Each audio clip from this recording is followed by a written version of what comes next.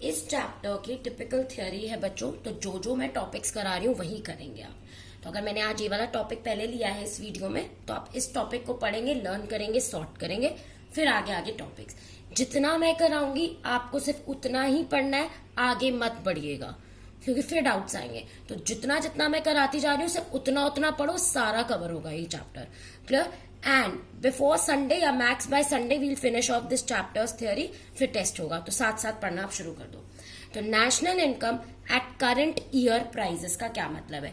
National income याद हो तो एनएनपी लिखते थे, तो इसकी डेफिनेशन हम नेट वैल्यू लिखते थे। अब नेट नहीं भी लिखेंगे तो उन्हें पता है नेशनल इनकम नेट होती है। तो एनएनपी की डेफिनेशन हमने कहा था ये होती थी, money value of final goods and services produced by the, क्योंकि यहाँ नेशनल है, नेशनल मतलब नेशनैलिटी, तो produced by the normal resident of a country during a year. यहां तक वो बोल रहा है ये नेशनल इनकम हम करंट ईयर प्राइसेस पे ले रहे हैं। तो डेफिनेशन क्या बनी? Money value of final goods and services produced by the normal resident of a country during a year measured at current year prices. Meaning clear हुआ इसका? अच्छा, अब मैम ये है क्या? Money value of goods and services है बच्चों। Money value of goods क्या होता है? तो मैंने कहा मनी वैल्यू का मतलब है कि उन गुड्स के प्राइजेस को मल्टीप्लाई करना पड़ेगा गुड्स की क्वांटिटी से। अब मनी वैल्यू गुड्स की कैसे निकाल सकते हैं? जब मैं कहती हूं 5 रुपए का चिप्स 10 पैकेट बेचे तो मनी वैल्यू कितनी आ गई? 50। तो मनी वैल्यू कैसे आते हैं? Price into quantity. वो बोल रहा है जो प्राइजेस लेने हैं वो आपको कौन से लेने हैं? Current year. 11th में इंडेक्स नंबर में मैंने बताया था बेस ईयर का मतलब P0 होता है, करंट ईयर का मतलब था P1। इंडेक्स नंबर में पढ़ा है, तो ये P1। क्वांटिटी तो हमेशा करंट ईयर की ही लेनी है। मेन खेल है प्राइजेस का कि national income current year price क्या होता है और national income at base year क्या होता है। तो national income at current year price का मतलब money value of final goods and services, national है तो produce by normal resident of a country during a year measured at current year prices. यानी ये मेजर की जा रही है करंट ईयर प्राइस से, यानी इसका फॉर्मूला हुआ P1 into Q1। Current year prices ले लिए गए। क्लियर?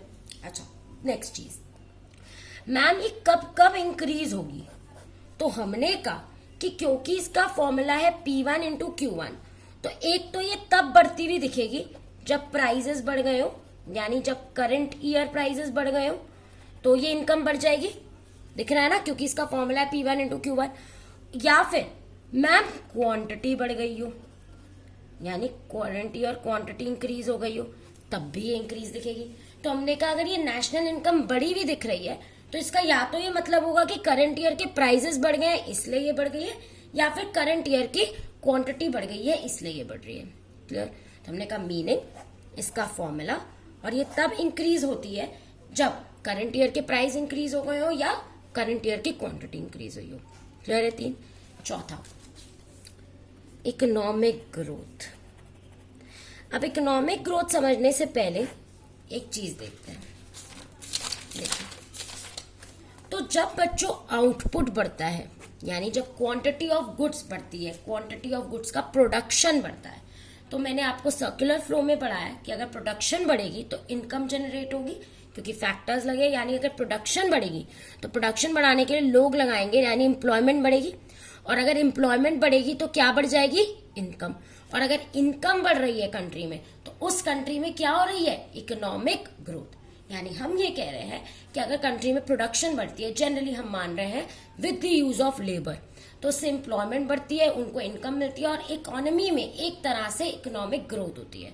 तो बच्चों प्रोडक्शन से ग्रोथ होती है। क्लियर? ये हमने पढ़ा है। अच्छा, लेकिन यहां क्या हुआ? तो हमने कहा अगर national income at current year prices बढ़ रही है, national income at current year prices increase हो रही है, तो क्या इसका मतलब है कि इकोनॉमी में ग्रोथ हो रही है? मैंने कहा जरूरी नहीं है। क्यों? मैंने अभी बताया कि नेशनल इनकम तो इंक्रीज होती है 2 कारणों की वजह से, या तो प्राइजेस बढ़ गए हो या क्वांटिटी बढ़ गई हो। तो अगर क्वांटिटी के बढ़ने से नेशनल इनकम बढ़ी है तो हाँ जी इकोनॉमिक ग्रोथ होगी, लेकिन ये तो इसलिए भी बढ़ सकती है जब सिर्फ क्या बढ़े हो? प्राइजेस। तो हमने कहा not a true indicator. Why? Because it can increase even when only prices have increased. यानी अगर ये इनकम बढ़ रही है तो जरूरी नहीं है कि इकोनॉमी में ग्रोथ हो रही है, क्योंकि ये तो तब भी बढ़ेगी जब क्वांटिटी में चेंज ना हो और क्या बढ़ गए हो, प्राइजेस. कोई इनकम अगर इसलिए बढ़ी है क्योंकि कंट्री में प्रोडक्शन बढ़ी है तो हम कहेंगे इकोनॉमी में ग्रोथ हुई है. लेकिन यहाँ तो ये दोनों की वजह से बढ़ सकती है. यानी अगर ये इंक्रीज दिख रही है तो हो सकता है वो इसलिए है कि क्वांटिटी तो उतनी रही हो लेकिन प्राइसेस बढ़ गए हो. तो प्राइसेस बढ़ गए तो ग्रोथ थोड़ी होगी. क्लियर है? तो हमने कहा इसीलिए क्योंकि ये बढ़ सकती है, और इसके बढ़ने का मतलब ये नहीं है कि सिर्फ ये क्वांटिटी के बढ़ने से बढ़ी हो सकता है सिर्फ प्राइसेस बढ़े हो. इसलिए हम कह रहे हैं it is not a true indicator because it can increase even when only prices have increased. Clear है? नेक्स्ट आते हैं कंपैरिजन. तो हमने कहा ये कंपैरिजन के लिए अच्छी नहीं है. बच्चों खुद सोचो, अगर मैं इतने सालों का कंपैरिजन कर रही हूं तो अगर हर साल में प्राइसेस चेंज हो रहे हैं, हर साल में क्वांटिटी चेंज हो रही है, तो कंपैरिजन करना आसान है या मुश्किल? मैम मुश्किल है. देखो ना, अगर मानो मैंने बोला एक लड़की है 24 घंटे पढ़ती है, ए लड़की, और बी लड़की भी 24 घंटे पढ़ी है. अब कंपेयर करो इनके मार्क्स. हमने कहा पॉसिबल है क्योंकि एक चीज हमने सेम मानी है कि ये दोनों ही 24 घंटे पढ़ते हैं. लेकिन अगर हम कह रहे हैं कि भाई हर चीज चेंज होती जा रही है, दोनों की हर चीजें अलग है, तो आप उनको कंपेयर कर सकते हो? नहीं. तो हमने कहा क्योंकि इस इनकम में हर साल प्राइसेस में भी चेंज आएगा, क्वांटिटी में भी चेंज आएगा, तो कंपेयर करना 2 साल की इनकम्स को विल बी डिफिकल्ट. तो it is not suitable for comparison. Clear? तो कहानी सुनते हैं. तो it is an income, national income at current year price का मीनिंग है money value of final goods and services. क्योंकि नेशनल है तो produce by the normal resident of a country during a year measured at current year prices. Current year prices है money value, मतलब किसी भी चीज की मनी वैल्यू आती है प्राइस इंटू क्वांटिटी करके. करंट ईयर प्राइसेस लिखा था तो P1 इंटू Q1. अब इसका फॉर्मूला है P1 इंटू Q1. तो हमने कहा अगर क्वांटिटी सेम है, प्राइजेस बढ़ गए तो भी ये बढ़ जाएगी, या फिर अगर प्राइजेस उतने ही है, क्वांटिटी बढ़ गई तो भी ये बढ़ जाएगी. तो यानी हमने कहा ये इंक्रीज होती है जब प्राइजेस बढ़ जाए तो भी, या क्वांटिटी बढ़ जाए तो भी. तो इसलिए हमने कहा कि हो सकता है ये इंक्रीज हो गई हो, और इसलिए इंक्रीज हुई हो क्योंकि सिर्फ प्राइजेस बढ़ गए हो, क्वांटिटी उतनी रहो. तो ग्रोथ होगी? नहीं होगी, क्योंकि किसी भी कंट्री की ग्रोथ तो तब होती है जब उसकी प्रोडक्शन बढ़ती है, क्योंकि प्रोडक्शन से इनकम निकलती है, एम्प्लॉयमेंट आती है. क्लियर? तो हमने कहा कि ये इनकम तो बेकार है, ये इनकम तो ट्रू इंडिकेटर ही नहीं है. क्योंकि अगर ये इनकम बढ़ती हुई दिख रही है, यानी नेशनल इनकम अगर आपने करंट ईयर प्राइसेस पे लिया है, तो उसका कोई फायदा नहीं है ज्यादा, क्योंकि ये तो तब भी बढ़ेगी जब क्या बढ़ गए हो, प्राइसेस. तो ये ट्रू इंडिकेटर नहीं है इकोनॉमिक ग्रोथ का. फिर क्योंकि हर साल प्राइसेस चेंज हो रहे हैं, हर साल क्वांटिटी चेंज हो रही है, तो इसलिए कंपैरिजन करना डिफिकल्ट है. अब आते हैं national income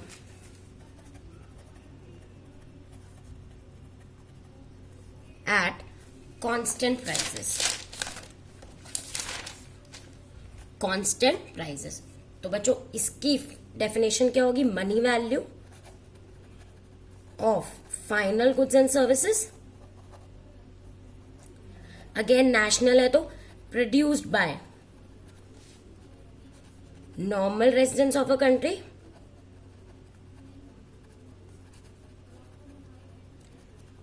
during a year. और क्या लिखा है हमने? बेस ईयर है ना, तो during a year measured eight base year या फिर कांस्टेंट प्राइसेस. सेम डेफिनेशन है वो करंट ईयर प्राइसेस पे, ये कांस्टेंट. मनी वैल्यू का अभी भी फॉर्मूला वही रहेगा, प्राइस इंटू क्वांटिटी.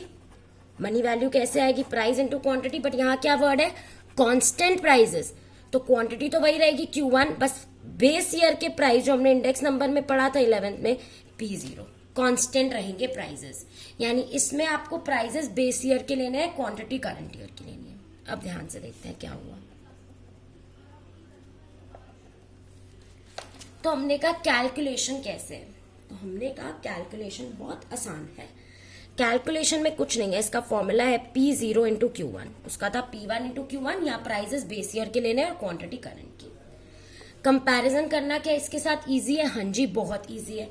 क्यों इजी है? क्योंकि प्राइजेस सबके सेम रहेंगे, यानी अब आप 3-4 सालों की इनकम को कंपेयर कर सकते हैं, क्योंकि सब में आपने प्राइजेस सेम लिए हैं और आप क्वांटिटीज को कंपेयर कर सकते हैं। तो कंपैरिजन इज इजियर।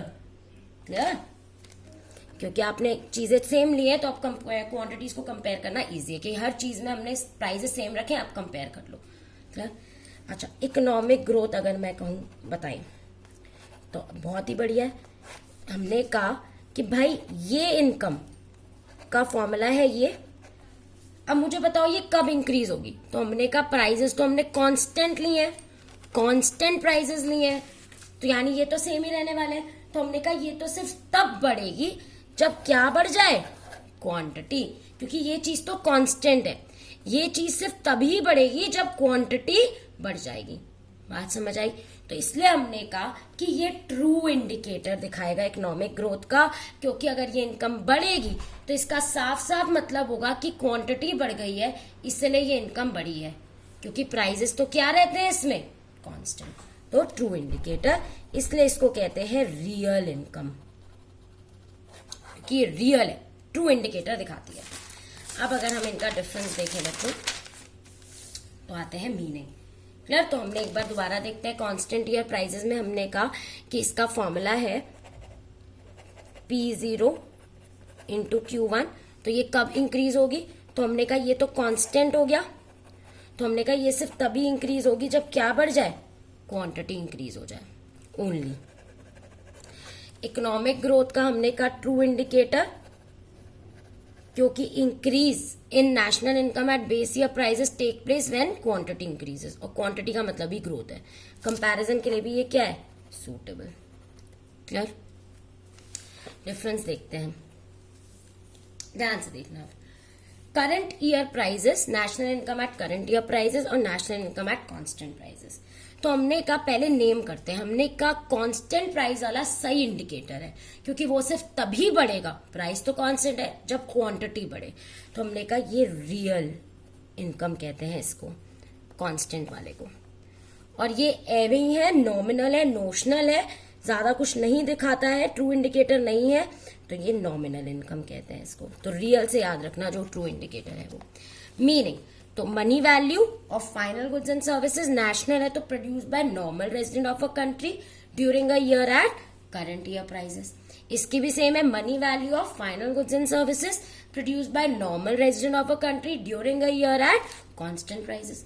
इसका फॉर्मूला है P1 into Q1 current year price. इसका फॉर्मूला है P0 इंटू Q1, क्योंकि कांस्टेंट प्राइस लेते हैं। कंपैरिजन हमने कहा यहाँ पर हर चीज चेंज होती रहेगी आने वाले सालों में, प्राइसेस भी, क्वांटिटीज भी। कंपैरिजन के लिए ये सूटेबल नहीं है, तो नॉट सूटेबल फॉर कंपैरिजन। ठीक है? और ये सूटेबल, यानी आप डिफरेंट साल की नेशनल इनकम इससे कंपेयर कर सकते हैं, तो suitable for comparison. Economic growth हमने कहा ये तो तब बढ़ती है जब प्राइसेस बढ़ जाए या क्वांटिटी, यानी अगर ये बढ़ रही है तो ऐसा हो सकता है कि क्वांटिटी ना बढ़ी हो और सिर्फ क्या बढ़ गए हो? प्राइसेस बढ़ गए हो, जो कि ट्रू इंडिकेटर नहीं है, तो नॉट अ ट्रू इंडिकेटर। पूरी लाइन लिखेंगे, as it can increase even when prices increase and no change in quantity. Book में है ये सब। whereas ये ट्रू इंडिकेटर है बिकॉज इट विल इंक्रीज, ये तो कांस्टेंट है, it will increase only when quantity increases. Clear?